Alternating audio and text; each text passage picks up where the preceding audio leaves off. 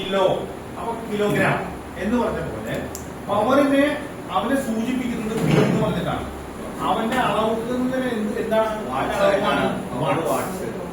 Potential difference, അതിന്റെ സൂചിക എന്താണ് ഇ എന്നാണ്. പക്ഷെ അവന്റെ അളവുമാനം എന്താണ് വോൾട്ട് എന്നാണ്. റെസിസ്റ്റൻസ്, റെസിസ്റ്റൻസ് എന്ന് പറഞ്ഞാൽ പ്രതിരോധം. നമ്മളൊരു കറണ്ട് എന്തിനോ കൊള്ളുന്ന റെസിസ്റ്റൻസ് ഉണ്ടോ, അതിനെ പറയുന്ന സൂചിക R. ഇവിടെ അളവുമാനം ഓംസ് എന്ന് പറയും. കറണ്ടിന്റെ സൂചിക എന്താണ് ആംബിയർ. അപ്പൊ ഇവിടെ നമുക്ക് പ്രധാനമായിട്ട് അറിയാൻ പോകുന്നത് what, volt, ampere. What, volt, ampere ഇത് മാത്രമേ നമുക്ക് കൂടെ പ്രയോജനമുള്ളൂ. ആ സമയം പി വരും, ഇവിടെ വി എന്ന് പറഞ്ഞാലേ അറിയുള്ളൂ, ഇ എന്ന് പറഞ്ഞാൽ അറിയില്ല. Then I.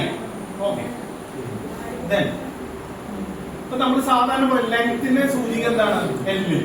അതിനെ അളക്കുന്നത് എങ്ങനെയാണ്? വിത്തിന് എന്താ പറയാ ബി പറയും, അതിന് സെന്റിമീറ്റർ ആയിട്ട് നമുക്ക് പറയും.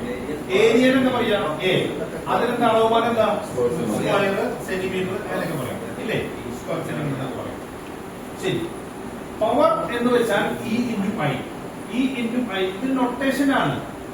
നമ്മൾ പഠിച്ചിരിക്കുന്നത് പവർ എന്ന് വെച്ചാൽ വി ഇൻറ്റു എ. വി എന്ന് വെച്ചാൽ എന്താണ്, എ എന്ന് വെച്ചാൽ എന്താണ് ആംപിയർ. അപ്പൊ വോൾട്ടേജിനെ കറണ്ട് കൊണ്ട് കുറിച്ചാൽ എന്ത് കിട്ടും? വാട്ട് കിട്ടും. മനസ്സിലായി? പഠിക്കുന്നത് അല്ലേ?